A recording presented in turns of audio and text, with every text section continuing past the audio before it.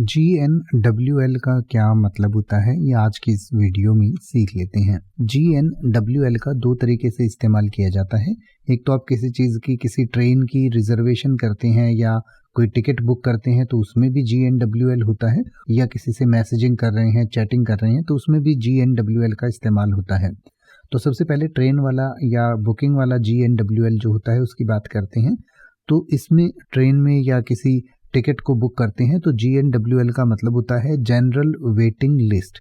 यानी कि जब आप किसी ट्रेन के लिए टिकट बुक करते हैं तो आपको एक जनरल वेटिंग लिस्ट का टिकट मिल जाता है या आप वेटिंग लिस्ट में रख लिए जाते हैं, और जैसे जैसे कोई लोग उस टिकट को कैंसिल करते हैं तो आपका जो वेटिंग लिस्ट है उसमें आप आगे बढ़ते जाते हैं। और अगर इतने लोग जितने आप वेटिंग में हैं, मान लीजिए आपकी वेटिंग 20 की है और 20 लोगों ने टिकट कैंसिल कर दिया, तो आपका टिकट जो है वो कंफर्म हो जाता है।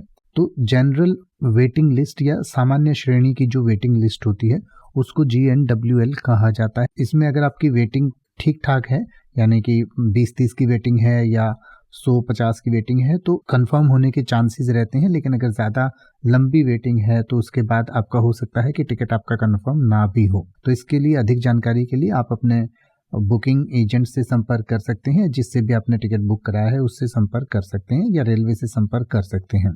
इसके अलावा GNWL का मतलब गुड नाइट विद लव भी होता है। यानी कि जैसे कई बार आप किसी से चैटिंग कर रहे हैं तो मैसेज कर देते हैं GNWL, तो इसका मतलब होता है गुड नाइट विद लव, यानी कि प्यार के साथ आपको शुभ रात्रि। यानी कि आप अपने किसी दोस्त को, किसी प्रियजन को शुभ रात्रि कहना चाहें या रात के समय उसके साथ बातचीत जब बंद करते हैं तो उसके लिए GNWL कहा जाता है गुड नाइट विद लव।